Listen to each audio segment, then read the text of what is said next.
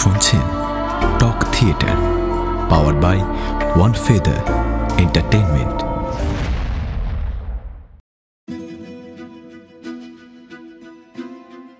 রাত ঘনিয়ে এসেছে, আর ঠিক এই মুহূর্তে আমরা শুরু করছি জয়ন্ত মানিকের এক এমন গল্প যেখানে অন্ধকারই একমাত্র পথপ্রদর্শক, আর প্রতিটি শব্দই লুকিয়ে রাখে অদ্ভুত অশরীরী সত্য। নমস্কার, আপনাদের সকলকে স্বাগত জানাই টক থিয়েটারের নতুন একটি এপিসোডে। আমাদের আজকের গল্প হেমেন্দ্র কুমার রায় রচিত রত্নপুরের যাত্রী। গল্প পাঠে ও জয়ন্তের ভূমিকায় সৌপ্তিক মল্লিক, অন্যান্য চরিত্রে সৌপ্তিক ও আলাপন। শুরু হচ্ছে বিখ্যাত হেমেন্দ্র কুমার রায়ের কাহিনী রত্নপুরের যাত্রী।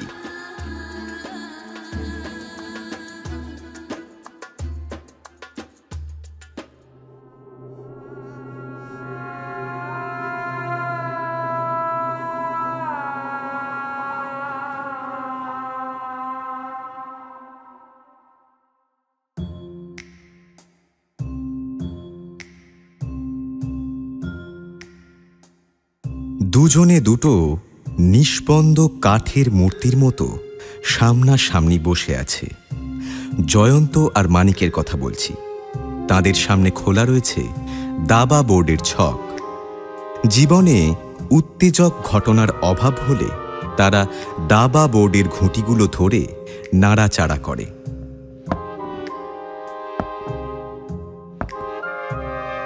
বদ্ধ ঘরের ভেতরে তাদের পছন্দসই খেলা কেবল এই একটাই। তাদের কাছে ঘটনার উত্তেজনার মধ্যে গিয়ে পড়ার অর্থই হল নিজের মস্তিষ্ক চালনার সুযোগ খোঁজা। যখন সেই সুযোগের বিশেষ অভাব হয় তখন তারা সেই সুযোগ খুঁজে নেয় দাবা বোর্ডের মধ্যেই। কারণ তাদের মত হচ্ছে যে সমস্ত খেলার মধ্যে কেবল দাবা খেলাতেই মস্তিষ্ক চালনার অবকাশ পাওয়া যায়, এবং দাবা খেলা হচ্ছে যোদ্ধাদের খেলা। আর্য ও স্বাধীন ভারতবর্ষ যখন শক্তি সাধনার মন্ত্র জপ করত, তখন বীর সমাজে দাবা খেলার অত্যন্ত সমাদর ছিল। আর কেবল ভারতবর্ষে নয়, সমরখন্দের দিগ্বিজয়ী তৈমুর লং এবং ইউরোপ জেতা নেপোলিয়নও ছিলেন এই দাবা খেলার অত্যন্ত ভক্ত। সেদিন যখন মানিক সুকৌশলে একটি বোর্ডের চালে জয়ন্তের মন্ত্রীকে কোণ ঠাসা করে ফেলেছে, তখনই হঠাৎ কেউ প্রচণ্ড জোরে বাড়ির সদর দরজার কলিং বেল বাজিয়ে দিল। মানিক বিরক্ত মুখে বলে উঠল, এই অসময় আবার কে জ্বালাতে এলো? জয়ন্ত বলল, যেই আসুক, কিন্তু সে প্রচণ্ড উত্তেজিত হয়েই এসেছে। শুনছ না, লোকটা বেল বাজিয়েই চলেছে, আর এত ঘন ঘন বাজাচ্ছে যে মনে হচ্ছে তার দরজা খুলে দেওয়ার ধৈর্যটুকুও নেই। ওই শোনো, বেল বাজানো বন্ধ হলো, অর্থাৎ মধু বোধহয় দরজাটা খুলে দিয়েছে। কয়েক সেকেন্ড পরেই মধু কোনো খবর দেওয়ার আগেই ড্রয়িং রুমের ভেতরে সেই বেল বাজানো লোকটি দ্রুত বেগে প্রবেশ করল। লোকটির বয়স বছর 30, শ্যামবর্ণ, দোহারা চেহারা, উচ্চতায় না লম্বা না খাটো, বড় বড় চুল, মুখে গোঁফ ও ফ্রেঞ্চ কাট দাড়ি। পোশাক পরিচ্ছদ দেখলে লোকটিকে অবস্থাপন্ন বলেই মনে হয়, কিন্তু এই মুহূর্তে তার মুখে চোখে বিপন্নতা লেগে আছে। তার শ্বাস প্রশ্বাসও পড়ছে খুব দ্রুত। জয়ন্ত একবার তার মাথা থেকে পা পর্যন্ত চোখ বুলিয়ে নিয়ে হাসতে হাসতে বলল, নমস্কার হরিহরবাবু, কি খবর? আগন্তুক সবিস্ময়ে এক পা পিছিয়ে গিয়ে বলল, কি আশ্চর্য, আপনি আমাকে চেনেন? আগে না। তাহলে আমার নাম জানলেন কি করে? আরে আতঙ্কিত হবেন না, মন্ত্র বলে জানিনি, অতি সহজেই জানতে পারা যায়। হাতের উল্কিতেই তো আপনার নাম লেখা রয়েছে। হরিহর নিজের হাতের দিকে তাকিয়ে বলল, ও তাই বলুন। কিন্তু হরিহরবাবু, আপনার এতটা উত্তেজিত হওয়া তো উচিত নয়। দিকবিদিক জ্ঞান হারিয়ে খানা ডোবায় ঝাঁপ মেরেছেন মনে হচ্ছে। অনায়াসেই তো হাত কি পা ভাঙতে পারতেন। যাকগে, বিপদের ফাঁড়াটা আজ ঘড়ির কাঁচের উপর দিয়ে চলে গেছে দেখছি। আবার সচকিত হয়ে উঠল হরিহরের চোখ। সে বলল, আর বলবেন না দাদা, আজ আমার মাথাটা একেবারে ঠিক নেই বুঝলেন। আমি না প্রচণ্ড মুশকিলে পড়েছি জানেন। আপনার কাছে তাড়াতাড়ি আসবো বলে একটা শর্টকাটের জন্য অন্ধকার একটা গলির ভেতর ঢুকেছিলাম। আর সেইখানেই গলির একদিকে ছিল একটা কাদামাকা নর্দমা। এবার অন্ধকারে হঠাৎ করে একখানা পা পড়ে গেল তার মধ্যে। কোনো রকমে দেওয়াল ধরে নিজেকে সামলে নিয়েছি বুঝলেন। কিন্তু আর একটা কথা, এটাই বা আপনি জানলেন কি করে? আপনি তো সেখানে হাজির ছিলেন না। জয়ন্ত মাথা নেড়ে বলল, না, সেখানে আমি ছিলাম না বটে, তবে এটা তো বর্ষাকাল নয়, রাস্তায় কাদাও নেই, অথচ দেখছি আপনার বাঁ পায়ের ওপরে পাঁক আর ভিজে কাদার দাগ। আপনার হাত ঘড়ির কাঁচখানা অল্প ভেঙে গেছে, আর কাপড়েরও নিচের দিকটা খানিকটা ছেঁড়া। এই সব দেখেই আন্দাজ করলাম আর কি। যাই হোক, এখন ওইসব ছাড়ুন, আর একটু শান্ত হয়ে চেয়ারটায় বসুন। হরিহর চেয়ারের উপরে বসে পড়ে মুগ্ধ চোখে বলল, জয়ন্তবাবু, আপনার ওপরে শ্রদ্ধা আমার আরো বেড়ে গেল। আপনার চোখ আর মন যে এত তাড়াতাড়ি দেখতে আর বুঝতে পারে, এটা তো আমি আগে জানতাম না। জয়ন্ত হেসে ফেলে বলল, আপনার মতিগতি প্রকৃতি নিয়ে এখনই আমি আরও কিছু কিছু কথা বলতে পারি, কিন্তু আপাতত ছেলে খেলার সময় নয়। বেশ বুঝতে পারছি আপনি বড় বিপদে পড়েই আমার কাছে ছুটে এসেছেন, কিন্তু ব্যাপারটা কি বলুন দেখি।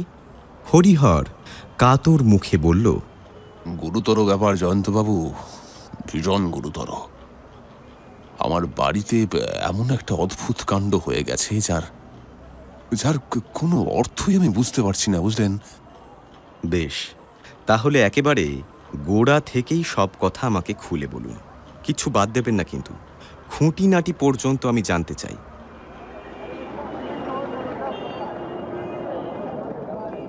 আমার বাবার নাম স্বর্গীয় হরেকৃষ্ণ মজুমদার। আমার পূর্বপুরুষেরা প্রথম থেকেই ছিলেন ধনী জমিদার।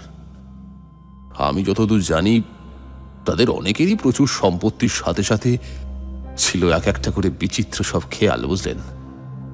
এই ধরুন আমার প্রপিতামহের কথাই, তিনি সন্ন্যাসীও ছিলেন না, আর যাকে বলে বিষয় বাসনাহীন যোগী সাধকও ছিলেন না। তবু তিনি নিজের সমস্ত অবসর কাটাতেন ওই বড় বড় তান্ত্রিক সন্ন্যাসীদের সঙ্গে, আর সুযোগ পেলেই সব সাধনায় আর ওই সব তান্ত্রিক ক্রিয়াকলাপ অনুষ্ঠান করতেন। আবার তারপর ধরুন আমার পিতামহ, বিলাসিতায় একেবারে চুর হয়ে থাকলেও নিজে করে এসেছেন ব্যায়াম এবং কুস্তি চর্চা, অথচ নিজে প্রকাশ্যে কোনোদিনও কুস্তি লড়ে বা বাহাদুরি দেখিয়ে নাম কেনার চেষ্টা করেননি।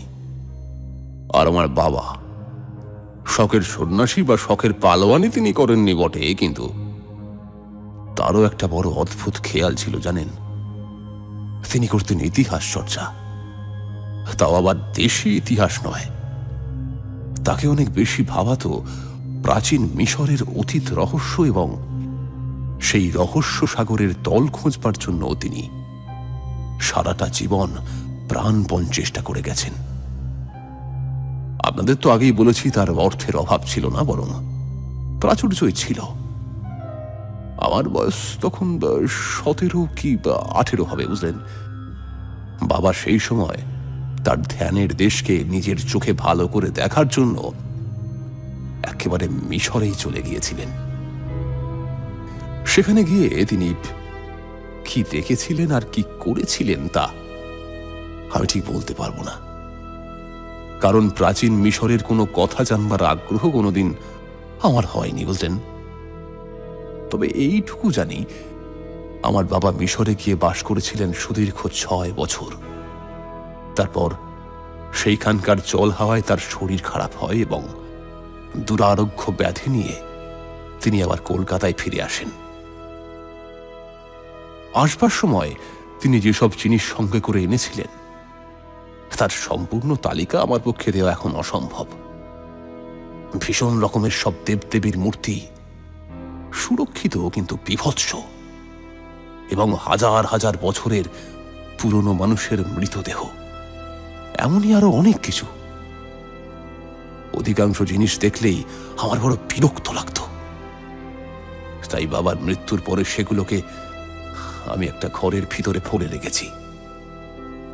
বরং সেগুলোকে ফেলে দিতে পারলে খুশি হতুম, কিন্তু বাবার নিতান্ত আদরের জিনিস বলেই নিজের খুশি মতো কাজটা করতে পারিনি। আমার বাবার একটা লাইব্রেরি ছিল বুঝলেন, এবং তার অধিকাংশ বই হচ্ছে মিশর সম্পর্কীয়।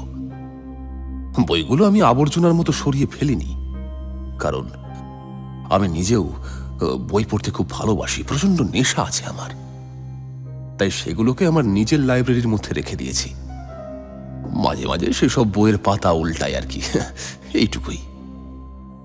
তবে মিশরের ভুতুরে দেবদেবী, শুকনো মরা বা শিল্পকলা নিয়ে আমার কোনো কালে তেমন ইন্টারেস্ট জন্মায়নি বুঝলেন। বাবাকে ধরেছিল হার্টের ব্যামো। মিশর থেকে ফিরে তিনি শেষ পর্যন্ত বিছানায় শয্যাশায়ী হয়েছিলেন। যখন তিনি সুস্থ থাকতেন তখনও তিনি মিশর সম্পর্কীয় বইপত্র নিয়ে নাড়াচাড়া ছাড়া আর কিছুই করতে পারতেন না। এইভাবে প্রায় পঙ্গু অবস্থায় দীর্ঘ 4 বছর কাটিয়ে বাবার অবস্থা একেবারে শোচনীয় হয়ে উঠল। ডাক্তাররা তাকে জবাব দিয়ে দিলেন এবং বললেন যে কোনো দিন বা যে কোনো মুহূর্তেই তার মৃত্যু হতে পারে।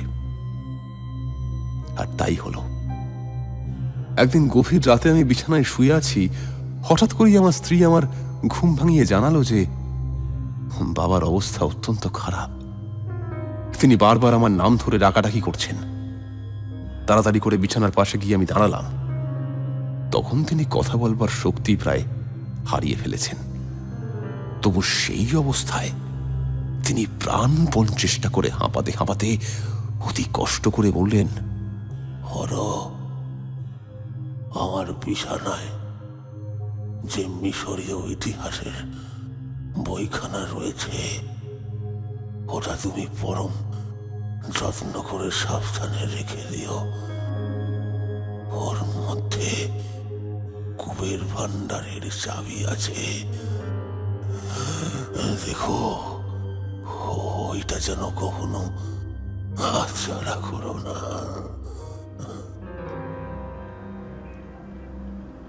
এই ছিল আমার বাবার শেষ কথা। এর মিনিট খানেক পরেই তিনি অন্তিম নিঃশ্বাস ত্যাগ করেন। তারপর দেখতে দেখতে 2 বছর কেটে গিয়েছে। আজ আমি দরিদ্র না হলেও নিজেকে ঠিক ধনী বলতে পারি না বুঝলেন, কারণ অর্থাভাবে মাঝে মাঝেই বড় কষ্ট পাই। পিতামহ এবং পিতার বহু ব্যয়সাধ্য খেয়াল চরিতার্থ করতে করতে শ্রান্ত এবং বিরক্ত হয়ে আমাদের বাড়ির কুললক্ষ্মী আজ হয়তো বাড়ির বাইরেই পা রেখেছেন। যখন বড়ই অর্থ কষ্টে পড়ি তখন বাবার শেষ কথাগুলো স্মরণ করে প্রাচীন মিশরের সেই ইতিহাসখানি নিয়ে আমি নাড়াচাড়া করি।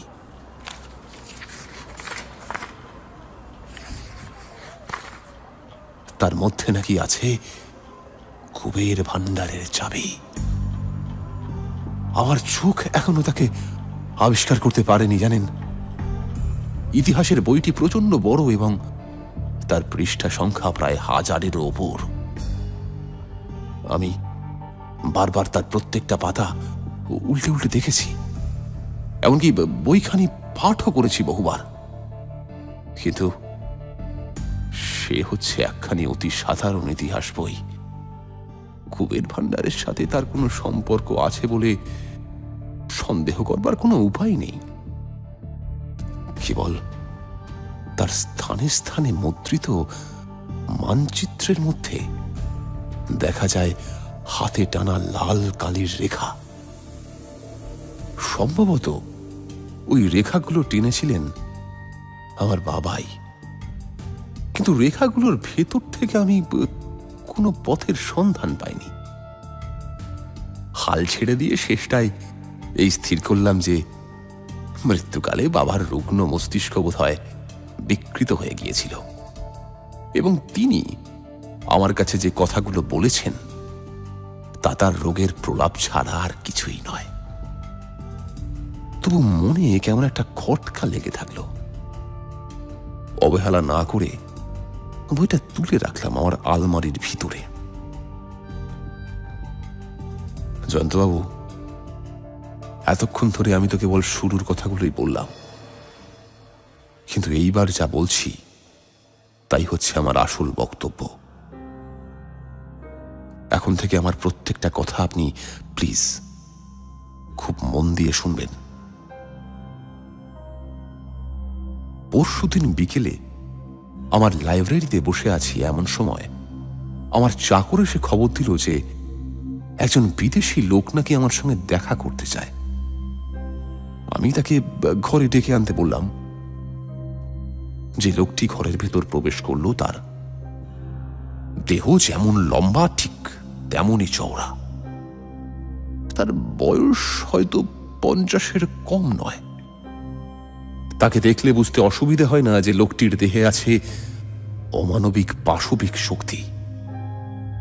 তার পরনে খুব দামি ইংরেজি পোশাক, রঙও ওই সাহেবদের মতনই সাদা।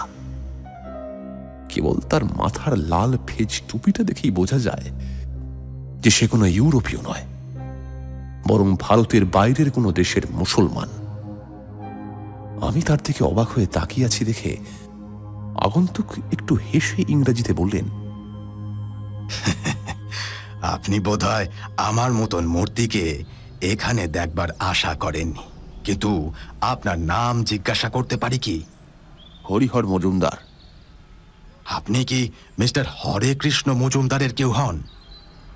আমি তার একমাত্র পুত্র। ও আই সি, আপনি মিস্টার মজুমদারের পুত্র শুনে বড়ই আনন্দিত হলাম।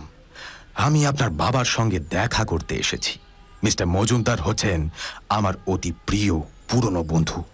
আপনি একবার প্লিজ ওনাকে জানান যে ফুয়াদ পাশা এসেছে তার সঙ্গে দেখা করতে। আমার বাবা আর ইহলোকে বর্তমান নেই। হ্যাঁ, বর্তমানে নেই? বলেন কি? এই বলে ফুয়াদ হতাশভাবে একখানা চেয়ারের উপরে বসে পড়ল। আমি বললুম, হ্যাঁ, আজ 2 বছর হলো বুকের অসুখে আমার বাবা মারা গেছেন। ফুয়াদ খানিকক্ষণ স্তব্ধ হয়ে বসে রইল।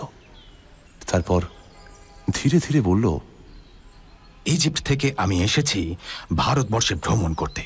কলকাতায় আমার আসবার কথা ছিল না, তবু যে এখানে এসেছি তার একমাত্র কারণ হচ্ছে মিস্টার মজুমদারের বন্ধুত্বের আকর্ষণ। কিন্তু এখন দেখছি আমার কলকাতায় আসাটা একেবারেই ব্যর্থ হলো। ফুয়াদ বাবার পুরনো বন্ধু শুনে তার দিকে আমার মন একটু আকৃষ্ট হলো, বুঝলেন। তার সঙ্গে বাবার কথা নিয়ে অনেকক্ষণ আলোচনা করলাম এবং তার মুখ থেকে শুনলাম বাবার মিশর অভিযানের নানান কাহিনী। অতীতের মিশর সম্বন্ধে বাবার গভীর জ্ঞানের কথা নিয়েও তিনি আমার কাছে অনেক প্রশংসা করলেন। কথা বলতে বলতে হঠাৎ তার চোখ আমার একটা আলমারির উপরে গিয়ে পড়ল। তারপরে সে আমার দিকে ফিরে ধীরে ধীরে বলল, ওই বইখানা দেখছি মিশরের ইতিহাস। ওই রকম বই পড়বার আগ্রহ আপনারও আছে নাকি? আগে না, আমার নিজের বিশেষ কোনো আগ্রহ নেই। ওই বইখানা হচ্ছে আমার স্বর্গীয় পিতার। বইখানা আমি একবার দেখতে পারি প্লিজ? হ্যাঁ, নিশ্চয়ই। আমি উঠে দাঁড়িয়ে আলমারি খুলে বইখানা বের করে ফুয়াদের দিকে এগিয়ে দিলাম। ফুয়াদ প্রায় মিনিট 15 ধরে বইটার পাতাগুলো উল্টে দেখলেন। তারপর মুখ তুলে বললেন, মিস্টার মজুমদার, আমি আপনার বাবার মতো ইতিহাসবিদ নই বটে, কিন্তু স্বদেশের ইতিহাস পড়তে বড়ই ভালোবাসি। এ বইখানা এখন দুর্লভ, বাজারে সহজে মেলে না। যখন বলছেন মিশর সম্বন্ধে আপনার বিশেষ কোনো আগ্রহ নেই, তখন এই বইখানা কি অনুগ্রহ করে আমাকে দেবেন? অবশ্য যদি আপনি কিছু মনে না করেন, তাহলে অতিরিক্ত মূল্য দিয়েও আমি এই বইখানি কিনতে রাজি আছি। মৃত্যুশয্যায় আমার বাবা ওটি আমার হাতে উপহার দিয়ে গিয়েছিলেন। ওর প্রতি আমার একটু বিশেষ দুর্বলতা আছে। কাজেই ওই বইখানি পৈতৃক সম্পত্তির মতোই আমি নিজের কাছে রক্ষা করতে চাই। ফুয়াদ তবুও ছাড়ল না, বলল, এই বইটির যা দাম, আমি তার চেয়ে 10 গুণ বেশি দাম দিতে প্রস্তুত। বলেন তো, তার চেয়ে বেশিও দিতে পারি। আপনি কি আমার কথা রাখবেন না? আমাকে প্লিজ অনুরোধ করে লজ্জা দেবেন না। ওই বইখানি আমার পিতার শেষ দান। 1000 গুণ দাম বেশি দিলেও ওখানে বিক্রয় করা আমার পক্ষে সম্ভব নয়। আশা করি আপনি আমার কথাটা বুঝতে পারছেন। ফুয়াদ কোনো জবাব দিল না। গম্ভীরভাবে বসে বইখানে নিয়ে অনেকক্ষণ নাড়াচাড়া করল। তারপর হঠাৎ উঠে দাঁড়িয়ে বলল, মিস্টার মজুমদার, বইখানি কিনতে চেয়ে আমি আর আপনার সেন্টিমেন্টে আঘাত দেব না। আজ তাহলে আসি। Good bye. বলেই ঘরের ভিতর থেকে বেরিয়ে গেল।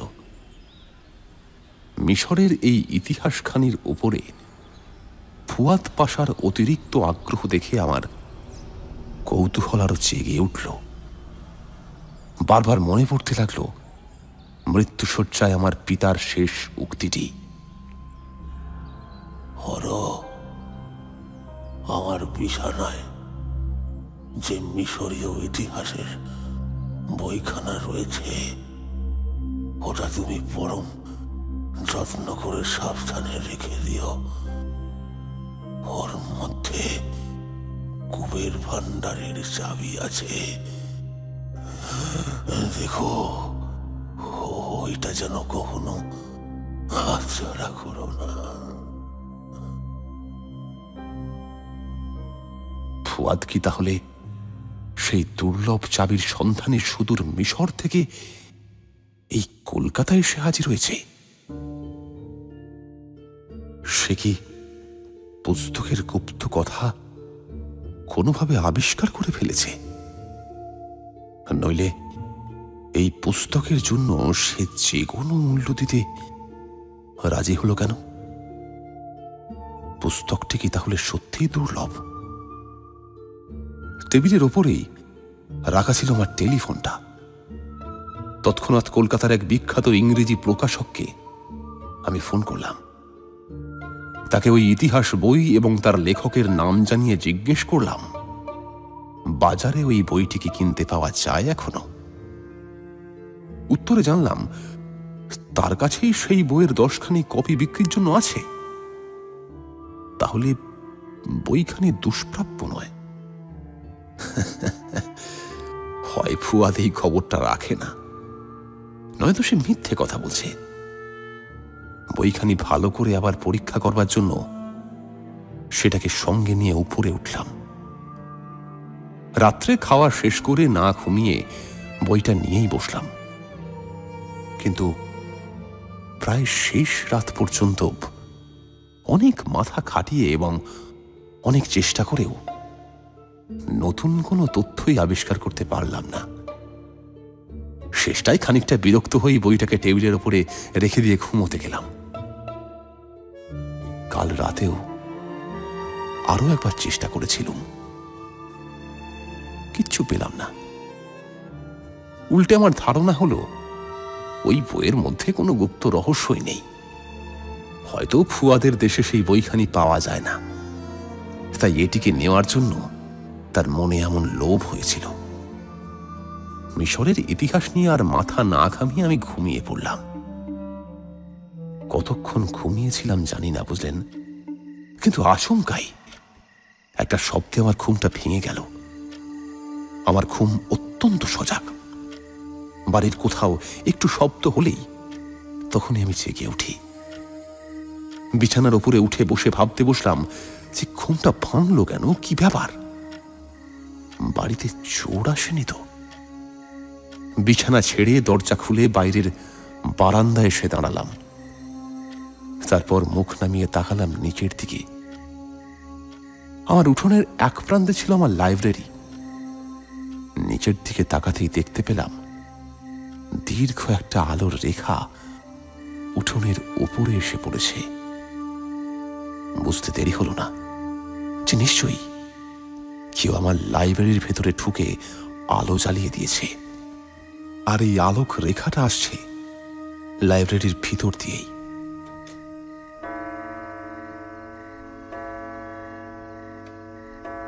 ঠং ঠং ঠং করে 3টে ঘন্টা বাজল। এত রাত্রে আমার লাইব্রেরির ভিতরে কে ঢুকলো? চোর! লাইব্রেরিতে চোর! ঘরের কোণ থেকে একটা মোটা একগাছা লাঠি টেনে নিয়ে পা টিপে টিপে সিঁড়ি দিয়ে নিচে নামতে লাগলাম। কিন্তু একতলায় নেমে আমি অবাক হয়ে দেখলাম উঠোনের উপর থেকে আলোক রেখাটা অদৃশ্য হয়ে গেছে। লাইব্রেরি অন্ধকার। চোর তাহলে আমার আসার সাড়া পেয়েছে। উঠোনের আলোর সুইচটা অন্যদিকে ছিল। যদি অন্ধকারে কেউ আমাকে আক্রমণ করে সেই ভয়ে লাঠিটা শক্ত করে ধরে আমি আলো সুইচের দিকে এগোতে গেলাম খুব সাবধানে। উঠোনের আলোটা জ্বালালাম, কিন্তু না, কোনো দিকেই কেউ নেই। কিন্তু তারপরে তাড়াতাড়ি করে লাইব্রেরির কাছে এসে দেখি ঘরের দরজা খোলা। তাহলে নিশ্চয়ই এইখানেই কেউ ছিল। কিন্তু এখানে চোরের আবির্ভাবের কোনো লক্ষণই আমার নজরে পড়ল না। সেইখানকার যা জিনিস সমস্তই ঠিক আছে। বুঝলাম আমার সারা পেয়ে সে সরে পড়েছে। তাড়াতাড়ি কিছুই নিয়ে যেতে পারেনি। তারপরে লাইব্রেরির দরজার ছিটকিনিটা পরীক্ষা করে আমি দেখলাম ছিটকিনিটা ভাঙা। তাহলে এই ছিটকিনি ভাঙার শব্দেই আমার ঘুম ভেঙেছিল। কিন্তু চোর কোন দিক দিয়ে এসেছে আর কোন দিক দিয়েই বা পালিয়েছে? মেইন দরজার কাছে এসে দেখি দরজা ভিতর থেকে বন্ধ রয়েছে। চারদিকে আরো খানিক মিথ্যা খোঁজাখুঁজি করে শেষটায় হতভম্বের মতো আবার উপরে এসে উঠলাম। শোবার ঘরে ঢুকে দরজাটা ভিতর থেকে বন্ধ করে আলোটা নিভিয়ে দিচ্ছি। ঠিক এমন সময় হঠাৎ করে টেবিলের দিকে তাকিয়ে আমার চোখ চড়ক গাছ হয়ে গেল। ওই টেবিলের উপরে ছিল মিশরীয় ইতিহাসের সেই বইটা, কিন্তু এখন সেটা টেবিলের উপরে নেই। আমার বুকটা ধরাস করে উঠল। প্রথমে ভাবলাম হয়তো ঘুমের ঘোরে বইখানা আমি অন্য কোথাও রেখে ঘুমিয়ে পড়েছি। পাগলের মতো এদিক ওদিক আমি খুঁজতে লাগলাম। এমনকি যেসব জায়গায় আমার পক্ষে বইখানা রাখা প্রায় অসম্ভব, সেই সব জায়গা খুঁজতেও বাকি রাখলাম না, বুঝলেন। কিন্তু মিশরের সেই ইতিহাস বইটা কোথাও খুঁজে পেলাম না। তবে কি আমি যখন উঠোনের আলো জ্বালাবার জন্য অন্যদিকে গিয়েছিলাম, তখন সেই ফাঁকে অন্ধকারে চোর এসে উঠেছিল আমার এই ঘরে? কিন্তু ওপর থেকে আবার নিচে নামলো কোন পথে? সে বাড়ির ছাদে উঠে লুকোয়নি তো? টর্চ আর লাঠি হাতে আমি দ্রুত বেগে ছাদের উপরে গিয়ে উঠলাম, কিন্তু না, সেইখানেও কেউ নেই। তারপর এদিক ওদিক ভালো করে আলো ফেলে হঠাৎ তাকিয়ে দেখতে পেলাম ছাদের উপর থেকে বাইরে নেমে গিয়েছে একটা দীর্ঘ দড়ির সিঁড়ি। চোর তাহলে এই পথ দিয়েই অদৃশ্য হয়েছে। কিন্তু এ কি আশ্চর্য কাণ্ড! গৃহস্থের সঙ্গে চোরেদের সম্পর্ক চিরদিনই ঘনিষ্ঠ। এমন বাড়ি বোধহয় খুব কমই আছে যেখানে চোরের একবারও আবির্ভাব হয়নি। চোর আসে চুরি করতে, আর সে চুরি করে এমন সেসব দ্রব্য যার বাজার দর আছে। আর আমার বাড়িতে এই চোর এসে কি চুরি করতে? না একটা সাধারণ বই, এবং সেই বইও হচ্ছে যে শ্রেণীর কোনো বিশেষজ্ঞ ছাড়া আর কেউ যা উল্টে দেখতেও চাইবে না। আবার আমার বাবার সাবধান বাণীটা স্মরণ হলো, আর সঙ্গে সঙ্গে বুঝতে পারলুম এ কোনো সাধারণ চোরের কাজ নয়। এ চোর আমার বাড়িতে এসেছে কেবলমাত্র ওই বইটা হস্তগত করবার জন্যই। তারপরে হঠাৎ করে মনে পড়ল ফুয়াদের কথাটা। ওই বইখানা সে যে কোনো মূল্যে ক্রয় করতে প্রস্তুত ছিল। এটা পাওয়ার জন্য তার লোভ ছিল অত্যধিক। তবে কি ফুয়াদি নিজে এসে কিংবা কোনো লোক লাগিয়ে বইখানা আমার বাড়ি থেকে সরিয়ে ফেলেছে? হয় হয় হয়, তবে কি আমি হাতে পেয়েও হারিয়ে ফেললাম এক অজানা কুবের ভান্ডারের চাবি? ছি ছি ছি ছি। ব্যাপারটা যতই তলিয়ে ভাবতে লাগলুম, আমার মনে এই বিশ্বাস ততই প্রবল হতে লাগলো যে ফুয়াদ ছাড়া আর কেউই ওই বইটা চুরির জন্য দায়ী নয়। আমি যে গুপ্ত কথাগুলো এত চেষ্টার পরেও আবিষ্কার করতে পারিনি, ফুয়াদ হয়তো সেই রহস্য সম্পূর্ণভাবে জেনে গেছে। কিন্তু সেই রহস্যের চাবি ছিল আমার কাছে, যার অভাবে এতদিন সে কিছুই করতে পারেনি। আর আজ আমার জিম্মা থেকে সেই চাবি চলে গিয়েছে তার জিম্মায়। এইভাবে ভাবতে ভাবতে ভোর হয়ে গেল। তবুও আমার চিন্তার সাগরে কোনো কুলকিনারা খুঁজে পেলাম না। জয়ন্তবাবু, তারপরে আপনার কথা মনে পড়ল হঠাৎই। লোকের মুখে অনেকবারই শুনে এসেছি যে অপরাধের ক্ষেত্রে আপনার শক্তি নাকি ঐন্দ্রজালিকার মতো। তাই পাগলের মতো ছুটতে ছুটতে আপনার কাছে এসে পড়েছি। এখন আমার ভার আপনাকে গ্রহণ করতেই হবে। আপনি কিন্তু না বললেও আমি আপনাকে কিছুতেই ছাড়ব না জয়ন্তবাবু, দয়া করে। এই পর্যন্ত বলে হরিহর চুপ করল। জয়ন্ত খানিকক্ষণ চুপ করে থেকে ধীরে ধীরে বলল, হরিহরবাবু, আমি আপনার কাহিনীটা শুনলাম। ঘটনাটা রহস্যময় বটে, আর আমি রহস্য ভালোবাসি, কিন্তু এই চুরির মধ্যে কোনো রহস্যই নেই। যা কিছু রহস্য আছে সেই প্রাচীন মিশরের ইতিহাস বইটির মধ্যে। এই চোরকে বোধহয় আমি খুব শীঘ্রই ধরে দিতে পারব, কিন্তু সেইখানে আপনি যদি এই নাটকের উপর জবনিকাপাত করতে চান, তাহলে আমি আপনাকে সাহায্য করতে প্রস্তুত নই। হরিহর জিজ্ঞাসা করল, তাহলে আপনি আমাকে কি করতে বলেন? আপনি যা বলবেন আমি তাতেই রাজি। আপনি মিশরে যেতে রাজি আছেন? মিশরে? হ্যাঁ হ্যাঁ, মিশরে। আমি বেশ বুঝতে পারছি ওই ইতিহাস বইয়ের ভিতরে রহস্যের চাবিকাঠি থাকলেও আসল কুবের ভাণ্ডার আছে মিশরের যে কোনো স্থানে। আমি যদি বইখানি উদ্ধার করে আনতে পারি, তবে আমি চাবিটিকে খুঁজে বার করতে পারবো বলে মনে হচ্ছে। কিন্তু কেবল চাবিটি নিয়েই আমি খুশি হতে পারবো না। কোন দেশের কোন ভাণ্ডারের কোন কুলুপে লাগে সেই চাবিটি, সেটা না দেখে আমি কিছুতেই ছাড়ব না। হয়তো আমাদের আজকেই যেতে হবে মিশরের দিকে। পারবেন আপনি আমাদের সঙ্গে যাত্রা করতে? হরিহর কিছুক্ষণ নীরব হয়ে ভাবতে লাগলেন, তারপর বললেন, যদি কুবের ভাণ্ডারের সন্ধান পাই, তাহলে আপনাদের সঙ্গে আমি সাহারা মরুভূমিতেও যেতে রাজি আছি জয়ন্তবাবু।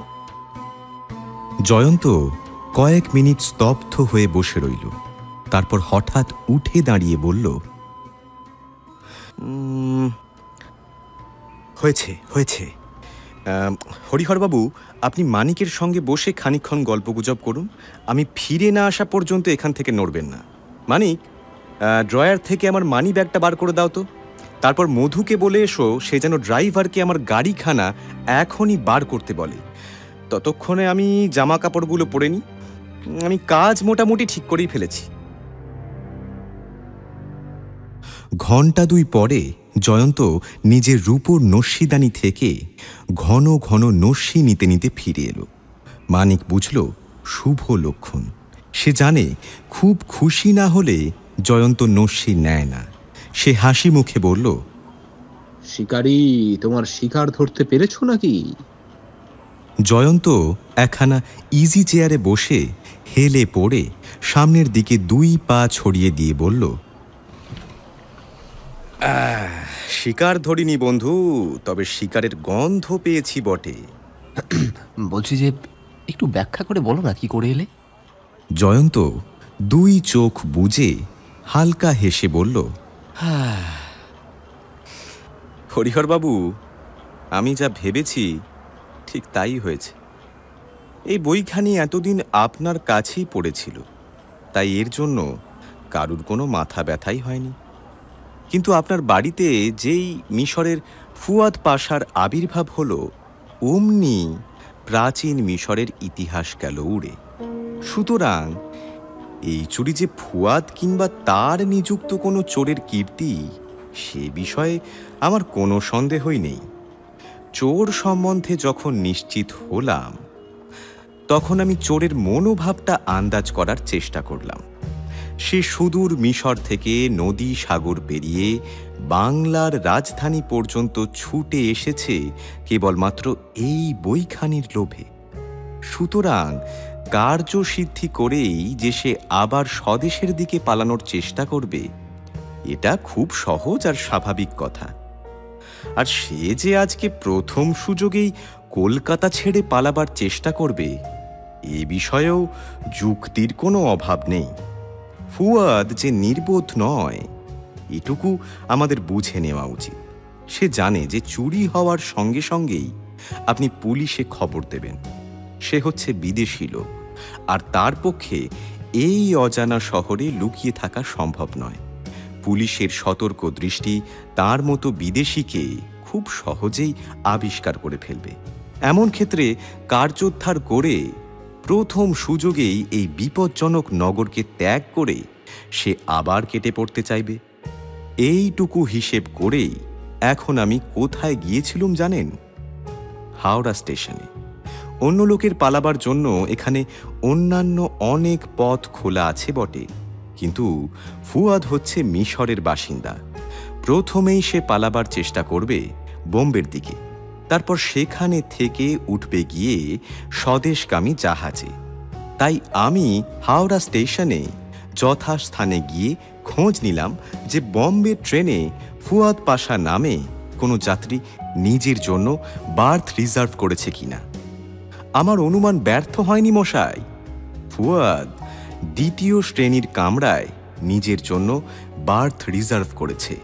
সে আজই বম্বে মেলে উঠে বোম্বের দিকে যাত্রা করবে।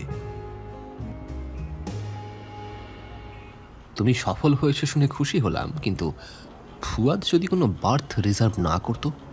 তাহলে হরিহরবাবুকে সঙ্গে নিয়ে সন্ধ্যার সময় আমরা যেতুম হাওড়া স্টেশনে, দেখতুম ফুয়াদ বোম্বে মেলে চাপছে কিনা। তাহলে এখন তুমি কি করতে চাও জয়ন্ত? আজ সন্ধ্যায় বম্বে যাত্রা করতে চাই। অন্য কামরায় আমিও 3টে বার্থ রিজার্ভ করে রেখে এসেছি। তারপর কি, ফুয়াদের সঙ্গে আমরাও চাপবো মিশরগামী জাহাজে। এইটুকু সময়ের মধ্যে আমরা রেডি হতে পারবো? এইটুকু সময়? পলাশির ক্ষেত্রে বাংলা, বিহার, উড়িষ্যা জয় করতে ক্লাইভের কতটুকু সময় লেগেছিল? কতটুকু সময় লেগেছিল ওয়াটারলুর ক্ষেত্রে নেপোলিয়নের জীবনব্যাপী স্বপ্ন হারিয়ে যেতে? যথেষ্ট সময় আছে মানিক, আমাদের হাতে যথেষ্ট সময় আছে। ঝটপট করো, শীঘ্রস্য শুভম। হরিহরবাবু, আপনিও বাড়ির দিকে পা চালান এবং চটপট রেডি হয়ে নিন। হরিহরবাবু একটু দ্বিধা নিয়ে বলল, আবার কিন্তু কিসের? আপনি বলছেন আমরাও ফুয়াদের সহযাত্রী হব? হ্যাঁ। কিন্তু ফুয়াদ তো আমাকে চেনে, আমাকে দেখলেই তো তার সন্দেহ হবে। আর আত্মরক্ষার জন্য সে যদি চোরাই মাল নষ্ট করে ফেলে তাহলে কি হবে জয়ন্তবাবু? জয়ন্ত হাসতে হাসতে মাথা নেড়ে বলল, আপনার বুদ্ধি আছে বলতে হবে মশাই, কিন্তু ভুলে যাচ্ছেন কেন আমারও বুদ্ধি ভাঁড়ে মা ভবানী নয়। ও কথা আমিও ভেবে রেখেছি, আর একটা উপায়ও স্থির করেছি। কি উপায়? আপনি ছদ্মবেশ ধারণ করবেন। ছদ্মবেশ? হ্যাঁ, ফুয়াদ আপনাকে মাত্র একদিন কিছুক্ষণের জন্য দেখবার সুযোগ পেয়েছে। এটা তো জানেন যে এক দেশের লোক আর এক দেশের লোকের মুখ একবার মাত্র দেখে ভালো করে মনে রাখতে পারে না। তার ওপরে আপনি পরবেন সাহেবি পোশাক, আপনার চোখে থাকবে রঙিন চশমা, এবং আপনি কামিয়ে ফেলবেন আপনার ওই গোঁফ আর ফ্রেঞ্চ কাট দাড়ি। তারপর ফুয়াদের সাধ্য কি যে আপনাকে আবার চিনতে পারবে? বুঝলে মানিক, আমরা আর বাঙালি থাকবো না। আমি হব আফগান পাঠান, আর তুমি হবে বোম্বাইবাসী কোনো এক ভদ্রলোক। হরিহরবাবু কি বলেন, এ বন্দোবস্ত কি মন্দ? হরিহরবাবু তবু যেন মনের ভিতর থেকে জোর পেলেন না। শুকনো হাসি হাসতে হাসতে বললেন, বন্দোবস্ত তো মন্দ নয়, অনেকটা শোনাচ্ছে কোনো ডিটেকটিভ উপন্যাসের মতন। কিন্তু এটাই আমার মাথায় আসছে না যে ফুয়াদের পিছনে পিছনে ছুটে আমরা কি করব? সেনে কি জাহাজে উঠে কিংবা মিশর থেকে নেমে আমরা কি জোর করে তার কাছ থেকে বইখানা কেড়ে নেব? আহা, হরিহরবাবু পালা শুরুর আগেই এতটা ভাবছেন কেন? আপনি যখন আমাকে অবলম্বন করেছেন তখন মস্তিষ্ক চালনার ভারটা আমার উপরেই থাক না। মানিককে জিজ্ঞাসা করলেই জানতে পারবেন, অবস্থা বুঝে ব্যবস্থা করতে পারি বলে আমার কিঞ্চিত খ্যাতি আছে। আমি বুনো হাঁস তাড়া করব না, এ বিষয়ে নিশ্চিত থাকুন। কি করে নিশ্চিন্ত থাকি জয়ন্তবাবু? আপনাদের তো না হয় কোনো চিন্তা নেই, কারণ আপনারা এই সব কাজেরই কাজই। কিন্তু আমি ব্যস্ত হয়ে উঠছি আমার নিজের কথা ভেবে। বিদেশ বিভুঁয়ে যদি আরো গুরুতর কোনো বিপদে পড়ি, তাহলে আমরা আপনাকে উদ্ধার করব। আরে বাবা, ভয় পাবেন না হরিহরবাবু, যেখানে বাঘের ভয় সেখানে সন্ধে হয়। যদিও বিপদ এলেই বেড়ে ওঠে আমার শক্তি আর আমার বুদ্ধি। হরিহর একটা নিঃশ্বাস ফেলে বলল, বেশ, কপালে যা আছে তাই হবে। দেখছি আপনাদের সঙ্গে যাওয়া ছাড়া আমার আর কোনো উপায় নেই।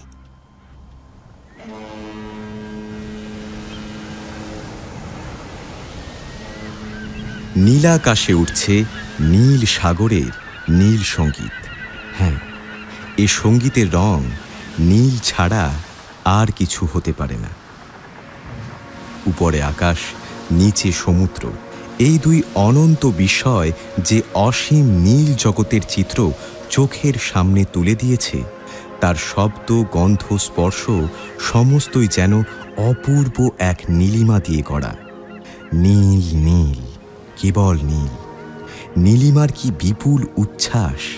কোথায় পৃথিবীর গেরুয়া মাটি, কোথায় বনের সবুজ ছন্দ, কোথায় নগরের ধূলি ধূসরতা। এই অসীম বিরাটের কোলে আশ্রয় নিয়ে এরই মধ্যে মনে হচ্ছে সেসব যেন জন্মান্তরের স্বপ্ন।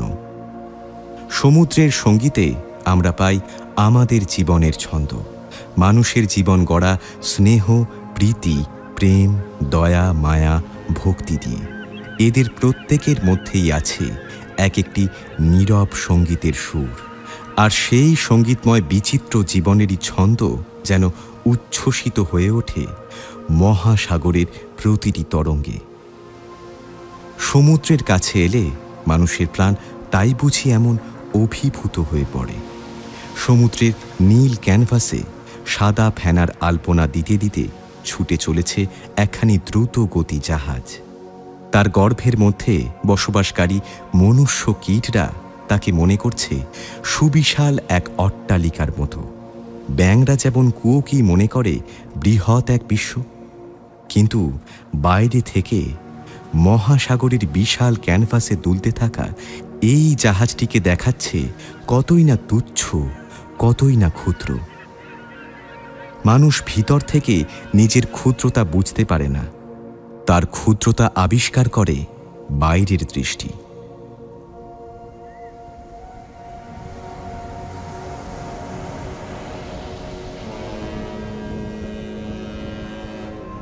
জাহাজ ছুটে চলেছে নীল নদের দেশ মিশর ভূমির দিকে, এবং তার ভিতরে যে বিচিত্র নাটকের গুপ্ত অভিনয় চলছে, এইবারে আমরা তাই দেখবার চেষ্টা করব। এই জাহাজের মধ্যেই আশ্রয় নিয়েছে ফুয়াদ পাশা এবং তার সঙ্গে জয়ন্ত, মানিক ও হরিহর। বলা বাহুল্য, ফুয়াদ ছাড়া বাকি তিনজনই ছদ্মবেশের সাহায্য গ্রহণ করেছে। জয়ন্ত বর্তমানে হয়েছে সীমান্তের পাঠান, এবং পাঠানি পোশাকে তাকে দেখতে হয়েছে রীতিমতো জমকালো। সে বুক ফুলিয়ে জোরে জোরে পা ফেলে সিধে হয়ে হাঁটে, এবং তার দুই চোখে প্রকাশ পায় এমন তীব্র গর্বিত ও বন্য ভাব যে তাকে দেখলে লোকে সঙ্গে সঙ্গে পথ ছেড়ে দেয়। সে যেন একাই 100, কারুর সঙ্গে মেশে না, কারুর সঙ্গে কথা বলে না, তার সঙ্গে কথা বলবার সাহসও করে না জাহাজের অন্যান্য আরোহীরা।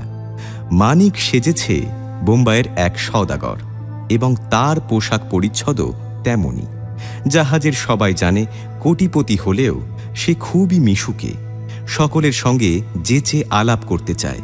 তার মুখ সর্বদাই হাসি খুশি মাখা, এবং হাতও খুব দরাজ। এরই মধ্যে সে জাহাজের অনেকগুলি যাত্রীর সঙ্গে আলাপ জমিয়ে তুলেছে, এবং প্রতি সন্ধ্যাতেই 2-4 লোককে নিমন্ত্রণ করে রীতিমতো পেট ভরিয়ে না খাইয়ে সে ছাড়ে না। হরিহর বেচারি সাদা সিধে মানুষ, অভিনয় করতে তার প্রচণ্ড অসুবিধা হয়।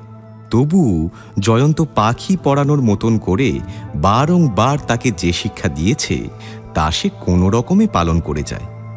সে অত্যন্ত লাজুক বলে জয়ন্ত তাকে যাত্রীদের সঙ্গে বেশি মেলামেশা করতে বারণ করেছে।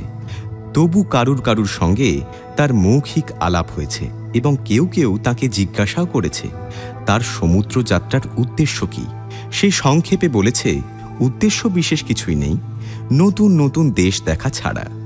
তাকে বিশেষ কোনো ছদ্মবেশও গ্রহণ করতে হয়নি, কিন্তু ইংরেজি পোশাক পরে চোখে রঙিন চশমা লাগিয়ে ও দাড়ি গোঁফ কামিয়ে তার চেহারা সম্পূর্ণ বদলে গিয়েছে। পাছে ফুয়াদের মনে কোনো সন্দেহ জাগে, সেই ভয়ে জয়ন্ত আর এক সাবধানতা অবলম্বন করেছে।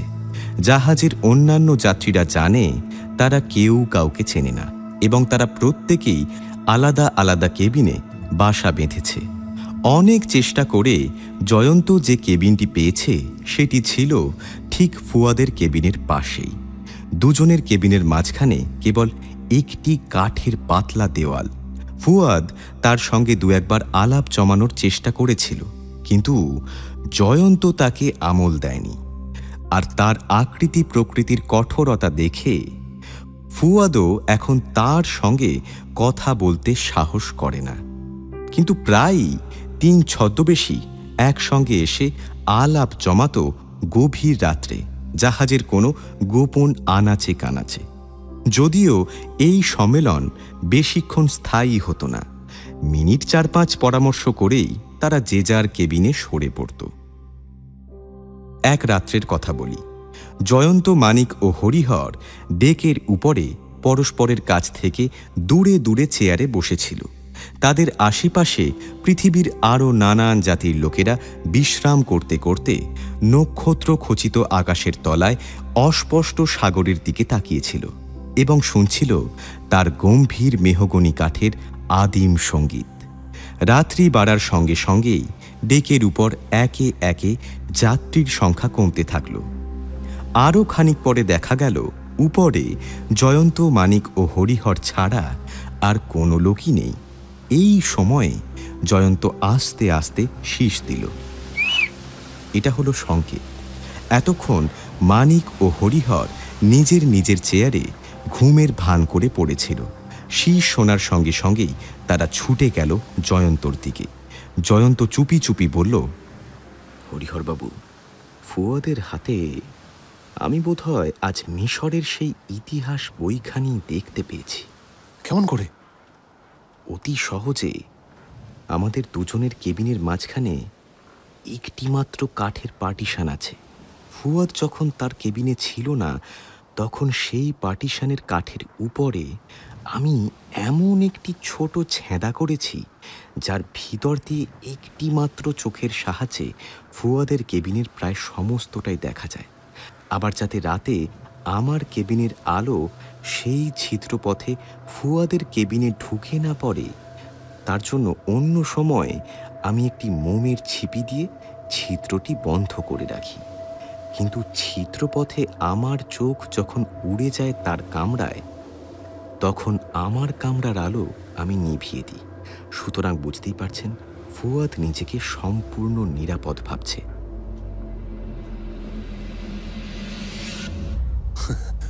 আপনি বাহাদুর ব্যক্তি মশাই। জয়ন্ত হেসে বলল, অভিনন্দন পরে দেবেন, আগে সবটা শুনুন।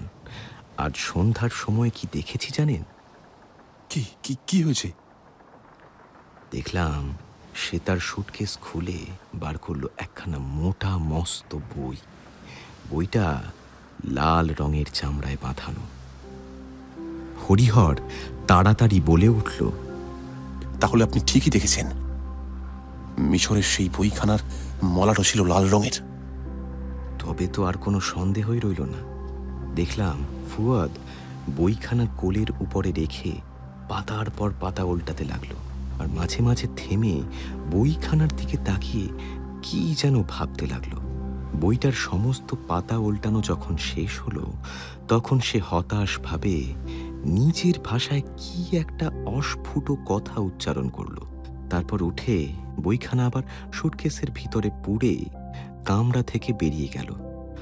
তার হাবভাব দেখে মনে হলো আপনার মতো সেও এখন রহস্যের চাবিকাঠি খুঁজে পায়নি।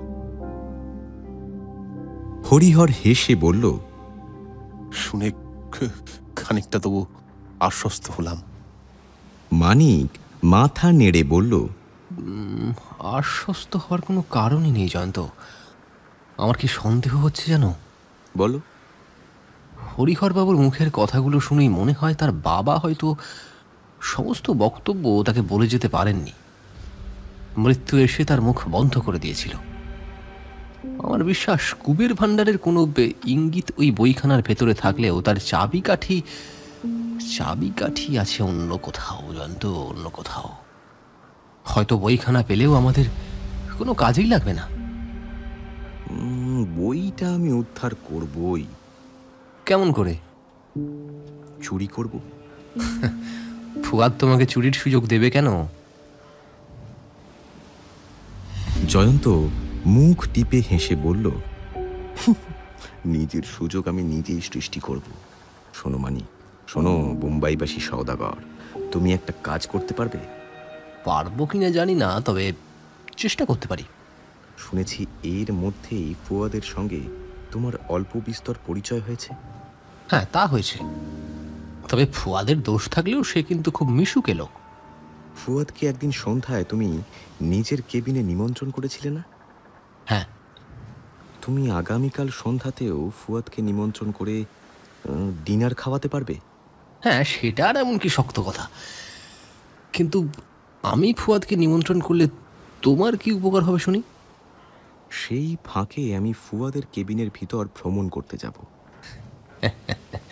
ফুয়াদা তো বোকা নয় যে নিজের কেবিনের দরজার চাবি না লাগিয়েই তোমার সাথে ডিনার করতে আসবে। জয়ন্ত চাপা হাসি হেসে বলল, বন্ধু হে, তব বাক্যে ইচ্ছি মরিবারে। তুমি কি আমার গুণ জানো না? ইচ্ছা করলে আমি পালোয়ান হতে পারতাম, আবার একটি প্রথম শ্রেণীর চোরও হতে পারতাম। চুরিবিদ্যার সমস্ত পাঠই আমার মুখস্থ।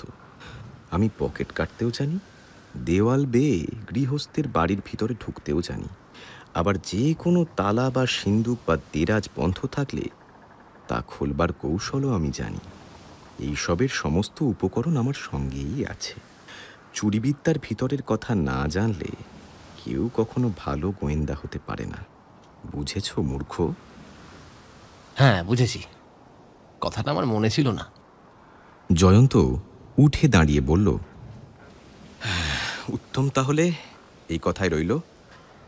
আজ তবে আসর ভঙ্গ হোক। হরিহর উঠে দাঁড়িয়ে বলল, বেশ বেশ বেশ, তা কাল আমায় কিছু করতে হবে না তো? জয়ন্ত হেসে ফেলে বলল, আপনি? হ্যাঁ, কাল আপনি এক কাজ করতে পারেন। হরিহর ভয় পেয়ে বলল, এইটি আমি আবার কি করব? এইখানেই ডেক চেয়ারে শুয়ে কাল আপনি রাতের বাতাস খেতে খেতে ঘুমিয়ে পড়বেন, কেমন? এটা পারবেন তো? হরিহর এক গাল হেসে বলল, তা আমি খুব পারবো। নিদ্রা দেবীর সাধনায় আমি সিদ্ধি লাভ করেছি। দেবীর বরে আমি একটানা 24 ঘন্টা ঘুমিয়ে কাটিয়ে দিতে পারি। কিছুই না খেয়েই? খিদে পেলে খাওয়ার স্বপ্ন দেখেই আমি শান্তি লাভ করতে পারি, বুঝলেন? তাহলে আপনি মহাত্মা ব্যক্তি। চলুন এখন।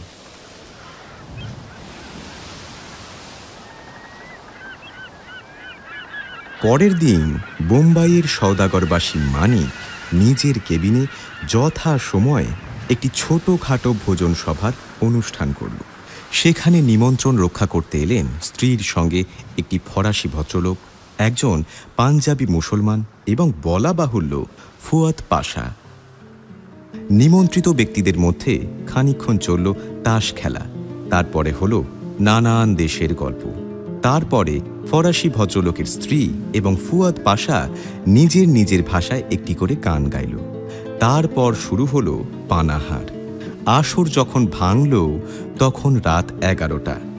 নিমন্ত্রিতরা বেরিয়ে যাওয়ার সময় মানিক কেবিন থেকে বেরিয়ে ডেকের উপরে গিয়ে দাঁড়ালো। দেখল কয়েকজন যাত্রী তখনও সেখানে বসে রয়েছে এবং এটাও লক্ষ্য করল এক জায়গায় হরিহর বাবু সত্যই নাসিকা যন্ত্রের দ্বারা নিদ্রা দেবীর সাধনায় একান্তভাবে নিযুক্ত আছেন। সে একধারে গিয়ে একখানা চেয়ার টেনে বসে পড়ল। খানিকক্ষণ পরে একমাত্র হরিহর বাবু ছাড়া আর সব যাত্রী একে একে ডেকের উপর থেকে অদৃশ্য হল। আরও মিনিট 10 গেল। আচমকা নাক ডাকা বন্ধ করে হরিহর বাবু মাথা তুলে একবার এদিকে আর একবার ওদিকে দেখে নিল। তারপর দুদিকে দুহাত ছড়িয়ে একটা মস্ত হাই তুলে উঠে দাঁড়িয়ে মানিকের কাছে এসে দাঁড়ালো। মানিক বলল, ঘুম ভাঙলো? আমি ঘুমোইনি। মানে? কিসের মানে জিজ্ঞেস করছেন? না ঘুমলেও মানুষ নাক ডাকে বুঝি? ডাকে বই কি, অভিনয় করলেই ডাকে। অভিনয়? হ্যাঁ, অভিনয়। সঙ্গ তো সে কি না হয়। আপনাদের সঙ্গে থেকে থেকে আমিও একটু একটু অভিনয় করতে শিখেছি বই কি। আসলে আমি জেগেছিলাম। বাহ হরিহর বাবু, সাধু সাধু। আপনার পদোন্নতি দেখে বেশ খুশি হলাম। বেশি আশা না করাই ভালো, বুঝলেন? যতই চেষ্টা করি আমি জয়ন্তবাবুর মতোই কোনো দিক দিয়েই চুরিবিদ্যা অভ্যাস করতে পারবো না। বাবা, এতক্ষণ আমার বুকটা টিপ টিপ করছিল। খালি মনে হচ্ছিল চুরি করতে গিয়ে জয়ন্তবাবু এই বুঝি ধরা পড়লেন, এই বুঝি কেউ দেখে ফেললো। মানিক চারিদিকে চোখ বুলিয়ে দেখে নিয়ে বলল, কিন্তু জয়ন্ত কাজটা হাসিল করতে পেরেছে কি? এখনো তো তার দেখা নেই কোনো। তারা আরও প্রায় আধ ঘন্টা অপেক্ষা করল, কিন্তু জয়ন্ত পাঠান যে সেদিন ডেকের উপরে উঁকি মারবে এমন কোনো লক্ষণই দেখা গেল না। জয়ন্তের অদর্শনে মানিক একটু চিন্তিত হল। তারপর ধীরে ধীরে নিজের কেবিনের দিকে অগ্রসর হল। পরের দিন সকালে মানিক কেবিন থেকে বেরিয়ে এসে দেখল ডেকের উপরে বেশ একটি গোলমালের সৃষ্টি হয়েছে এবং সবচেয়ে বেশি গোলমাল করছে ফুয়াদ পাশা। সে তার বিরাট দুটো হাত নাড়াতে নাড়াতে ক্রুদ্ধ স্বরে চেঁচিয়ে বলছে, মাঝ সমুদ্রে যখন চুরি হয়েছে, চোর তখন এই জাহাজেই আছে।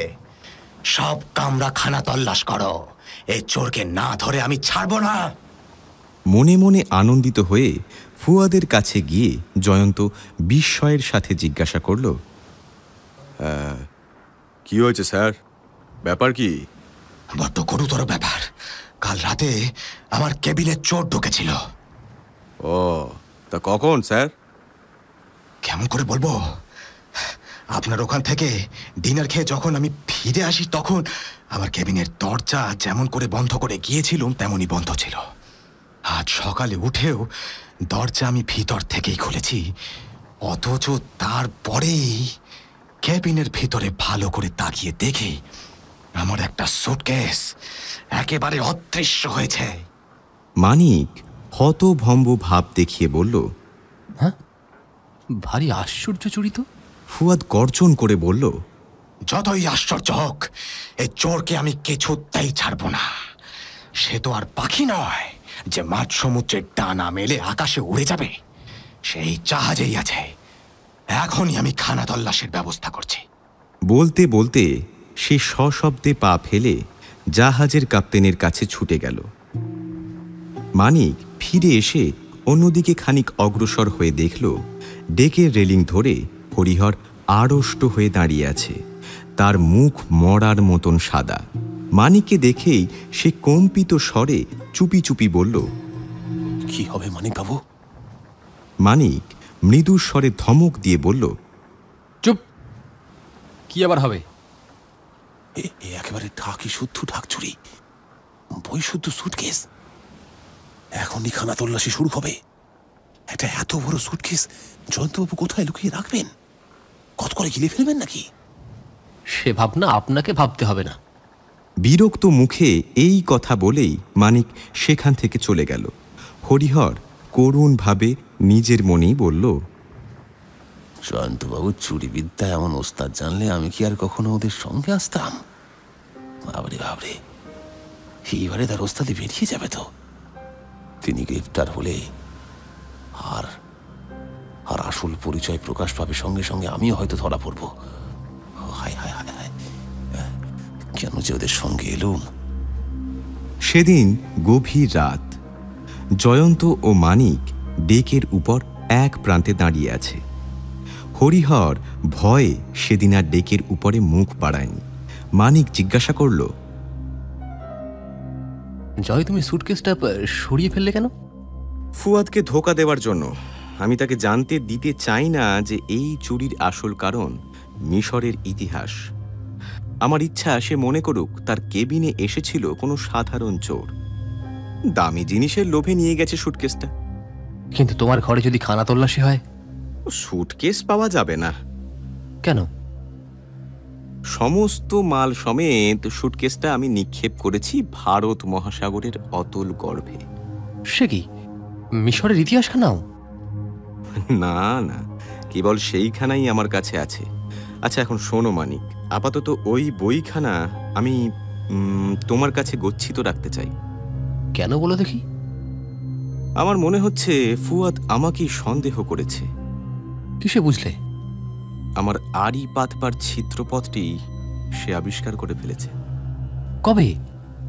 আজই দুপুরবেলায় চুপ করে শুয়ে উপরের দিকে তাকিয়ে আছি, হঠাৎ আমার মুখের ওপরে কি একটা ছোট জিনিস এসে পড়ল।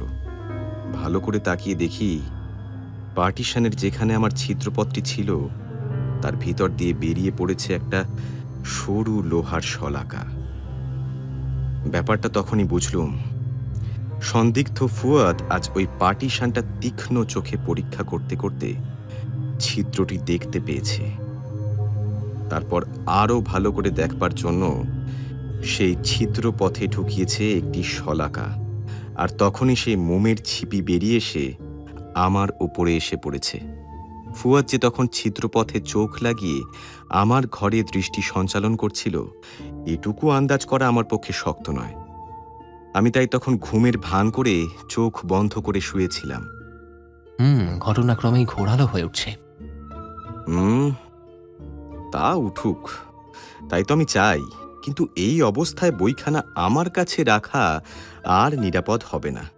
এই নাও, এটা তুমি রাখো, আর আমার বক্তব্য ভালো করে শোনো। পরশুদিন জাহাজ পৌঁছবে সুয়েজ নগরে। সেখান থেকে আমাদের ট্রেনে চেপে যেতে হবে কায়রোর দিকে। যে হোটেলে আমরা উঠব তার ঠিকানা মনে আছে তো? বেশ, তাহলে এটুকুও মনে রেখো, আমরা কিন্তু কেউ কারোর সহযাত্রী হব না, সকলে আলাদা আলাদা যাব, কিন্তু উঠব গিয়ে ওই একই হোটেলে। জাহাজে এই আমাদের শেষ দেখা, ঠিক আছে? এখন চলো।